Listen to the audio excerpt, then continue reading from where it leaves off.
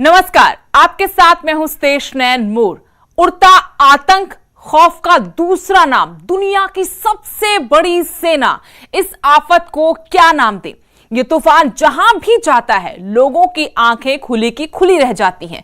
सारी तैयारियां धरी की धरी रह जाती हैं। गांव हो, शहर हो, ये आतंक जहां भी मंडराता है, लोगों के होश उड़ा देता है। ये सेना जहां हमला बोलती है, देखते ही देखते सब तबाह कर देती है। बाकी रह जाते हैं तो सिर्फ तबाही के निशान।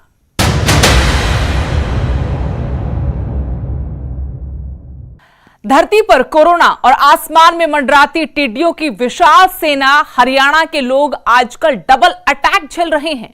पाकिस्तान से आया ये उड़ता आतंक हरियाणा के कई जिलों के लिए आफत बन गया है। हरियाणा में उड़े लोगों के होश, डबल अटैक से लोग परेशान। पहले कोरोना का कहर, अब उड़ती आफत से सामना। हरियाणा के आसमान में आजकल उड़ती आफत का कब्जा है। पहले कोरोना के कहर ने डरा रखा था, अब उड़ते आतंक ने दहशत मचा दी। टिड्डियों के झुंड हरियाणा में दाखिल हो चुके हैं। अब तक ये छोटे आतंकी कई जगह फसल को नष्ट कर चुके हैं। ये साइज में भले ही छोटे हों, लेकिन इनकी पूरी फौज मिलकर तबाही का एक ऐसा मंजर पैदा कर सकती है कि देखने वाले की आंखें खुली की खुली रह जाती हैं। इनके कारनामों की वजह से कई देश हिल चुके हैं। मौजूदा वक्त में भारत भी टिड्डियों का बड़ा आतंक झेल रहा है। राजस्थान, पंजाब में टिड्डियों के आतंक के बाद हरियाणा में पिछले एक महीने से लगातार अलर्ट जारी किया जा रहा था। आखिरकार जिस बात का डर था वही हुआ। टिड्डी दल हरियाणा में दाखिल हो गया। रेवाड़ी, झज्जर, गुरुग्राम, फरीदाबाद समेत टिड्डी दल ने ऐसी एंट्री मारी कि लोगों की सांसें अटक गई। आसमान में टिड्डियों की अथाह फौज देखकर लोग हक्के बक्के रह गए। लोगों को यकीन नहीं हो पा रहा था कि उनके सिर पर कोई बड़ी आफत मंडरा रही है। लोग समझ नहीं पा रहे थे कि ये आफत कहां से आ रही है और कहां को जा रही है। सबसे पहले आपको रेवाड़ी का हाल बताते हैं, जहां शुक्रवार शाम को टिड्डी दल का बड़ा हमला हुआ। मंदौला, मुंदी, बरेली समेत 20 से ज्यादा गांव में टिड्डियों ने रात भर डेरा डाले रखा। इनसे लोहा लेने के लिए किसान भी तैयार थे, इसलिए ताली थाली के साथ खेतों में टिड्डियों को भगाने का काम शुरू हुआ। प्रशासनिक अधिकारी भी रात भर दवाइयों का छिड़काव करते रहे। अब हैरानी देखिए, इतनी तैयारियों के बावजूद किसानों की फसल को ये टिड्डियां रात भर में चट कर गई और 80% फसल का सफाया कर दिया। 80% नुकसान है जी, टिड्डी दल का बहुत भारा नुकसान है जी। और जबकि गांव सारा अलर्ट था, गांव की अलर्ट की वजह से मतलब कि भी 10-20% बचाव रहा है ऐसे, बाकी इसलिए मतलब बहुत ज्यादा नुकसान है गांव में। और अब भी जो बची हुई है ये और ज्यादा ये भी नुकसान करेंगी। काफी मतलब बड़ी तो भरी पड़ी सभी ये उरे और अंडा उरे देंगी और खिंच जाएंगी। ये सटे भी कर कैसे उरे परमानेंट भी रेस कैसे, अगर मतलब प्रशासन को और लेकर होती है सटे भी रहे उरे भी रेस कैसे, ये परमानेंट भी कैसे इनको काम। और इनका बड़ा भारी। क्या मांग करते हो सरकार से? मतलब गरीब आदमी से किमें देते कि तुम्हारा काम चाल, नहीं तो गरीब आदमी से कितने क्या करा बताओ ना, जमींदार आदमी से। और तो कोई इनकम नहीं, कोई सोर्स नहीं, बताओ क्या करेगा। मंत्री जी इस मौके पे पहुंचे हैं। सबसे पहले तो मैं इन सबका, प्रशासन का सबका धन्यवाद करूंगा। साथ ही डी साहब भी यहाँ बैठे हैं। गिरदावरी तो तुरंत प्रभाव से हो रही है। सुबह होते होते कृषि मंत्री जेपी दलाल भी प्रशासनिक अधिकारियों के साथ मौके पर पहुंचे, लेकिन तब तक टिड्डियां अपना काम कर चुके थे, इसलिए उनके सामने थी तो केवल तबाही की तस्वीर और जुबान पर लाचारी।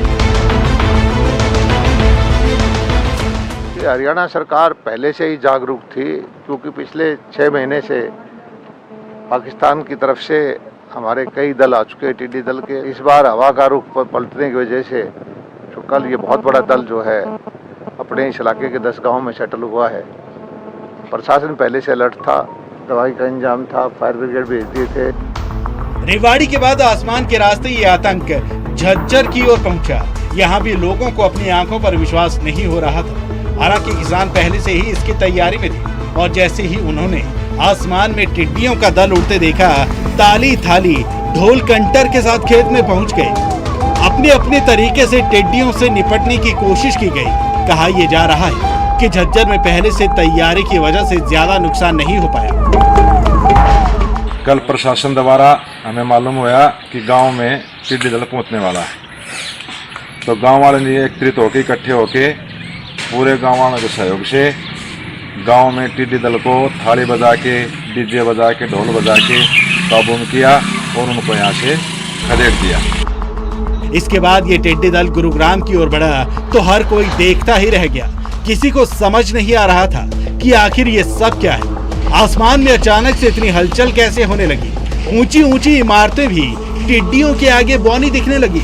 हरियाणा के कृषि मंत्री अभी लोगों को दिलासा देने में ही लगे थे कि गुरुग्राम में आतंक मचाने के बाद टिड्डियों की ये सेना फरीदाबाद समेत अन्य जिलों में भी एंट्री मार गई। अधिकारियों ने, डीसी साहब ने आदेश कर दिए हैं कि जो नुकसान है उसकी सरकार भरपाई करेगी। स्पेशल गिरदावरी के ऑर्डर हो जाएंगे। किसान को घबराने की जरूरत नहीं है और वह किसानों से भी प्रार्थना है कि अपने इनको बच्चे ना देने दें। जो खेत में है दवाई चाहिए महकमा दे देगा और ट्रैक्टर का स्प्रे करके खेत के अंदर ना घुसने दे, क्योंकि खेत पे नीचे बैठ जाएगी तो अंडे दे देगी और फिर वो बार बार तंग करती रहेगी। और अब आपको बताते हैं कि टिड्डियां किस रूट से राजस्थान से हरियाणा में एंट्री हुई और अब इनकी लोकेशन क्या है और आगे इनका रूट क्या हो सकता है। टिड्डियों का खतरा इस समय मंडरा रहा है हरियाणा के अलग अलग जिलों के ऊपर, क्योंकि रेवाड़ी, फरीदाबाद और गुरुग्राम में टिड्डियों की तादाद बहुत ज्यादा देखी जा रही है। हम आपको समझाने की कोशिश करेंगे मैप के जरिए कि किस तरह से टिड्डी दल एंटर किया हरियाणा में और किस तरह से अब ये आगे बढ़ सकता है, जिस तरह से अभी हालात नजर आ रहे हैं। क्योंकि एक 10 किलोमीटर का पूरा स्ट्रेच होता है जिसके जरिए टिड्डी दल आगे बढ़ रहा है। लाखों करोड़ों की संख्या इन टिड्डियों की होती है। और मैप के जरिए अगर मैं सबसे पहले समझना चाहूंगी इस समय टिड्डी दल कहां है, तो देखिए टिड्डी दल की जो अभी लोकेशन हमें पता लग पा रही है कि गुरुग्राम में टिड्डी दल का बहुत बड़ा खतरा है इस समय, और फरीदाबाद में टिड्डी दल बहुत ज्यादा देखा जा रहा है, और रेवाड़ी में भी टिड्डी दल इस समय बहुत ज्यादा है। ये 3 जिले इस समय हरियाणा के बहुत प्रभावित है। और ये आया कहां से? दरअसल राजस्थान से, और मई के महीने में राजस्थान से होता हुआ ये एमपी और यूपी तक पहुंचा था और आगरा के जरिए एक बार फिर से हरियाणा में एंटर कर गया। लेकिन जो इस समय बात है कि गुरुग्राम से फरीदाबाद की तरफ मूव होता हुआ नजर आ रहा है ये टिड्डी दल। जो जानकार भी हमें बता रहे हैं कि अगर हवा का रुख ऐसा ही रहता है तो हरियाणा को ज्यादा घबराने की जरूरत नहीं, क्योंकि ये आगे मूव कर सकता है कि बुलंदशहर की तरफ चला जाए, यूपी आगरा की तरफ चला जाए या फिर मथुरा की तरफ चला जाए। लेकिन अगर हवा का रुख बदलता है तो ये रेवाड़ी वाला भी इधर जा सकता है अगर हवा का रुख इस तरह से रहता है। लेकिन अगर हवा का रुख बदलता है तो फिर क्या होगा? क्या फिर हरियाणा के लिए कोई दिक्कत है? जी हां, बिल्कुल दिक्कत है। रेवाड़ी यहां पर है देखिए, और गुरुग्राम और फरीदाबाद अगर हवा का रुख बदलता है, अगर तो वह गाजियाबाद, नोएडा की तरफ, तो फिर यूपी की तरफ वो निकल जाएगा। लेकिन अगर दूसरी तरफ बढ़ना शुरू करता है तो दिक्कत हरियाणा के किसानों के लिए बहुत बढ़ सकती है।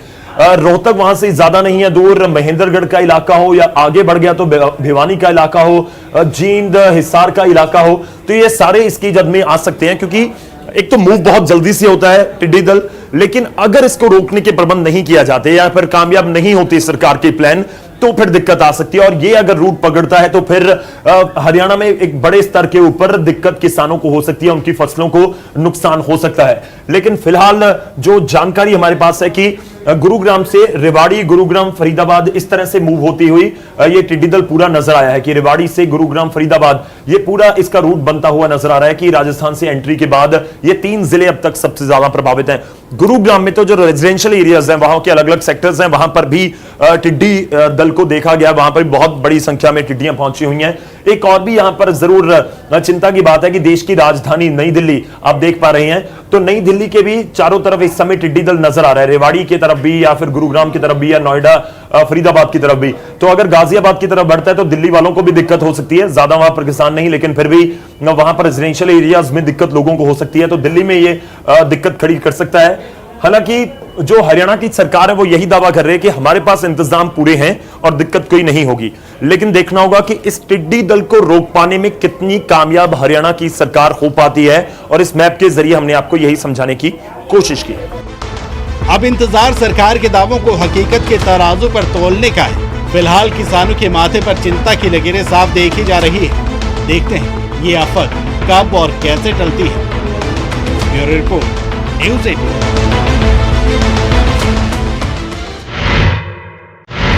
क्या राजस्थान, क्या हरियाणा, हर जगह टिड्डियों की फौज ने ऐसा हमला बोला है कि हर किसी के होश उड़ गए हैं। लोग इनसे निपटने के लिए तरह तरह के तरीके अपना रहे हैं। कहीं थाली बज रही है तो कहीं डीजे बज रहा है।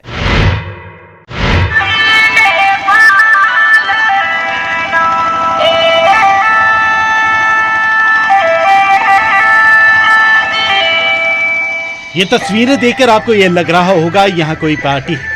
ये तस्वीरें देखकर आप ये सोच रही होंगी कि कोरोना के काल में डीजे कहाँ बज रहा है। तो आपको बता दें कि डीजे की ये धुन सुनाई दे रही है राजस्थान के नागौर गांव में, जहां आतंकी टिड्डियां अपनी नजर गड़ाए बैठी और डीजे की धुन पर ये कोई जश्न नहीं मनाया जा रहा है, बल्कि जंग चल रही है। जी हाँ, जंग। पिछले लंबे वक्त से राजस्थान में टिड्डियों का आतंक बरकरार है। टिड्डियां कई गांवों के खेत चौपट कर गई। यही वजह है कि अब यहाँ लोग इस तरह डीजे के जरिए टिड्डियों को भगाने में जुटे हैं।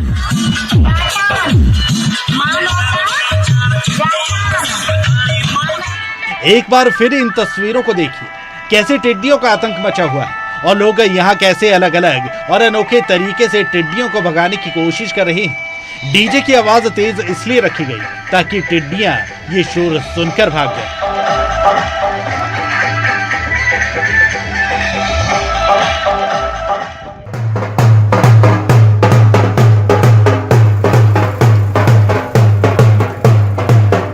अब एक और तस्वीर देखिए। यह तस्वीर झज्जर की है, जहां ढोल किसी खुशी में नहीं बल्कि टिड्डियों को भगाने के लिए बजाए जा रहे हैं। देखिए कैसे ये किसान खेतों में इधर उधर टिड्डियों को भगाने और ढोल बजाने में जुटा है। इनके तरीके देखकर आपको एक पल के लिए हंसी जरूर आएगी, लेकिन सोचिए स्थिति कितनी गंभीर है। यही वजह है कि कहीं सायरन के जरिए टिड्डियों को डराया जा रहा है, कहीं ताली थाली बज रही है, जिसे जो मिला वो उसी के साथ मैदान में डटा हुआ है कि चाहे कुछ हो जाए हालात से निपट कर रहेंगे। राजस्थान हरियाणा के साथ देश की राजधानी दिल्ली की मुश्किल भी बढ़ गई। दिल्ली की तरफ ये टिड्डी दल अगर प्रवेश कर गया तो भारी तबाही मचा सकता है। बताया जा रहा है कि इनका झुंड करीब 10 किलोमीटर लंबा है और इसे लेकर एटीएस ने हवाई जहाजों को टेक ऑफ करते समय विशेष ध्यान देने को कहा है। बताया जा रहा है कि 1952 में भी टिड्डी दल ने ऐसे ही दिल्ली में धावा बोला था। किसानों के खेत साफ कर दिए, जिस पेड़ पर बैठती थी उसे कंगाल कर जाती थी। यही वजह है कि इस बार किसान हर जगह अपनी अपनी तैयारी के साथ मैदान में डटे हुए हैं। अब हम आपको टिड्डी से जुड़ी कुछ रोचक जानकारी देते हैं। आपको बता दें कि दुनिया भर में टिड्डी की 11,000 प्रजातियां पाई जाती हैं। टिड्डी के 2 एंटीना, 6 पैर, 2 जोड़े पंख होते हैं। टिड्डी लगभग 2 इंच तक बढ़ती है। कुछ टिड्डियां 5 इंच तक बढ़ती हैं। मादा टिड्डी नर टिड्डी से बड़ी होती है। टिड्डी 25 सेंटीमीटर ऊंची और 1 मीटर लंबा कूद सकती है। अफ्रीकी और मध्य और दक्षिण अमेरिकी देशों में टिड्डी खाई जाती है। टिड्डी प्रोटीन का बहुत अच्छा स्रोत माना जाता है। टिड्डी अंटार्कटिका को छोड़कर हर महाद्वीप पर पाई जाती है। टिड्डी 13 किलोमीटर प्रति घंटे की गति से उड़ सकती है। टिड्डी दिन के दौरान सक्रिय होते हैं लेकिन रात को भी भोजन करते हैं। तो ये थे टिड्डियों से जुड़े वो रोचक तथ्य जिसकी जानकारी हमने आपको दी। अब देखना यह है कि और किस तरह से सरकार और प्रशासन, किसान इन छोटे आतंकियों से निपटते हैं। Bureau report, news 18।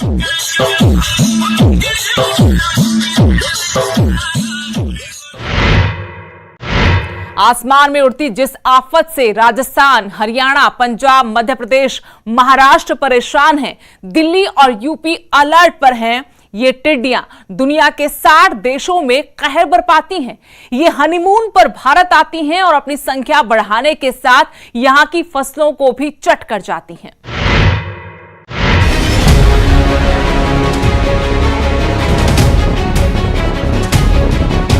भारत के आसमान पर मंडराता ये उड़ता हुआ आतंक पाकिस्तान से आया है। देश के कृषि मंत्रालय का साफ आरोप है कि पाकिस्तान इस टिड्डी दल पर नियंत्रण नहीं रख पाया, इसलिए अब ये भारत में घुसकर फसलें चट कर रहा है, जिसे लेकर लोगों के मन में दहशत है। ये दहशत यूं ही नहीं है, आइए आपको बताते हैं।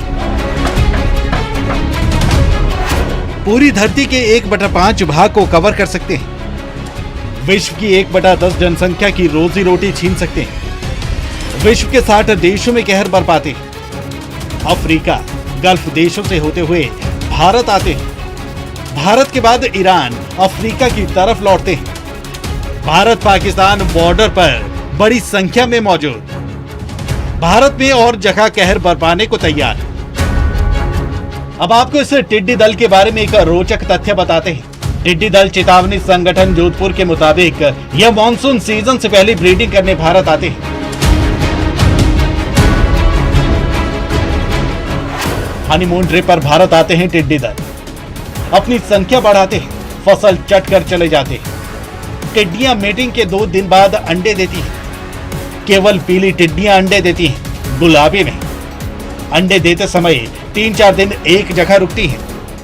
कल्टीवेटर या रोटावेटर चलाकर नष्ट कर सकते हैं अंडे से 12 दिन बाद कुछ फांक निकलते हैं। 30 दिन में ही ये व्यस्क हो पाते हैं। टिड्डियों के ये दल दिन भर उड़ते हैं और शाम होते ही पेड़ पौधों पर बैठ जाते हैं। रात भर बैठे रहते हैं, फिर सुबह सूरज उगने के साथ ही उड़ने लगते हैं और पीछे छोड़ जाते हैं तबाही के निशान। Bureau report, news 18।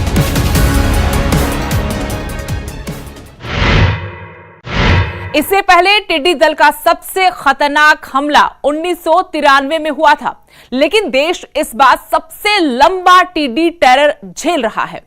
इस बार वो मई 2019 के बाद से अब तक इतने लंबे समय तक कैसे सक्रिय रही, इसकी पड़ताल जारी है।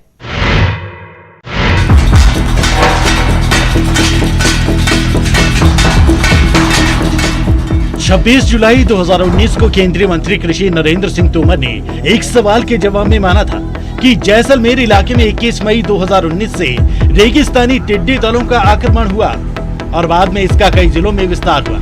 तब से उनकी मौजूदगी लगातार बनी रही और गुजरात के बाद वे पंजाब और हरियाणा की सीमा तक आ पहुंची। टिड्डी दलों के हमले के बाद से ही भारत सरकार और गुजरात, राजस्थान की राज्य सरकारें सक्रिय रही, लेकिन उनके एक के बाद एक हमले होते रहे। गुजरात में बीते मानसून के सीजन में बारिश देरी से हुई, जबकि राजस्थान जहां टिड्डियां सक्रिय थी वहां का मौसम ठंडा हो गया, तो वहां से टिड्डियां गुजरात के गर्म इलाकों में चली गई और कई जिलों में फसलों को भारी नुकसान पहुंचाया। वहीं मई 2019 में जब पाकिस्तान की तरफ से आए टिड्डी दलों ने खेती पर पहला धावा बोला, तो पता चला कि यह हमला 1993 से भी बड़ा है। धीरे धीरे इसका दायरा बढ़ने लगा और ये फसलों को भारी नुकसान पहुंचाने लगी। हालांकि जुलाई 2019 के दौरान खाद्य और कृषि संगठन ने चेतावनी जारी करते हुए कहा था कि इनका प्रकोप नवंबर महीने तक रहेगा, लेकिन 14 दिसंबर को 2019 के बाद गुजरात के 5 जिलों में टिड्डी दलों ने जब भारी तबाही मचाना शुरू किया तो सबके होश उड़ गए। टिड्डी दलों को खत्म करने के लिए मेलाथियान का छिड़काव किया, लेकिन हालत सुधरी नहीं और ये पंजाब के मालवा इलाके तक अपनी मौजूदगी दिखाने लगी। टिड्डियों ने राजस्थान के 1 दर्जन जिलों में पिछले 9 महीनों में 7 लाख हेक्टेयर से ज्यादा जमीन पर फसलों को भारी नुकसान पहुंचाया। हालांकि राजस्थान में 4.25 लाख हेक्टेयर इलाके में दवाओं का छिड़काव भी हुआ। आपको बता दें, इससे पहले टिड्डी दल का सबसे खतरनाक हमला 1993 में हुआ। सितंबर से अक्टूबर 1993 तक चला टिड्डी दल का प्रकोप। इस बार 1 साल से फैला है टिड्डी दल का आतंक। 1993 में हरियाणा और पंजाब में कहर ढाया था। दुनिया भर में टिड्डियों की 10 प्रजातियां हैं। संयुक्त राष्ट्र के फूड एंड एग्रीकल्चर ऑर्गेनाइजेशन के मुताबिक 4 करोड़ की संख्या वाला टिड्डियों का एक दल 35,000 लोगों के लिए पर्याप्त अनाज को खत्म कर सकता है। संयुक्त राष्ट्र के मुताबिक भारी बारिश और चक्रवात ने पिछले साल की शुरुआत में टिड्डियों के प्रजनन में बढ़ोतरी की और इस वजह से अरब प्रायद्वीप पर टिड्डियों की आबादी में काफी तेजी से वृद्धि हुई।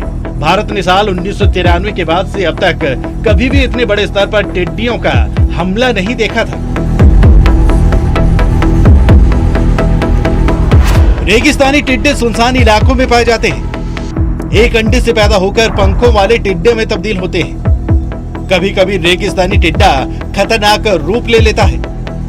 ये एक साथ मिलकर भयानक रूप ले लेते हैं। टिड्डे रंग बदलकर बड़े समूहों में फैल जाते हैं। टिड्डी दलों में 10 अरब टिड्डे हो सकते हैं। ये सैकड़ों किलोमीटर क्षेत्र में फैल जाते हैं।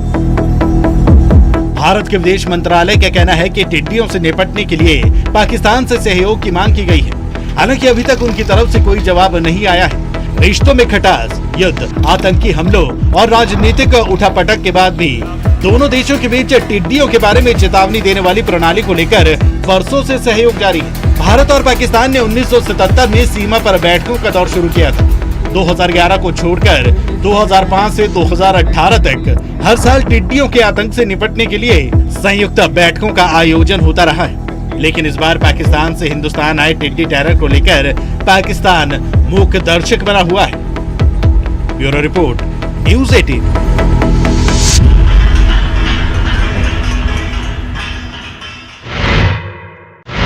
तो आसमान में उड़ती आफत पर यह थी हमारी खास पेशकश। खबरों के ताजा अपडेट के लिए बने रहिए न्यूज़ 18 के साथ।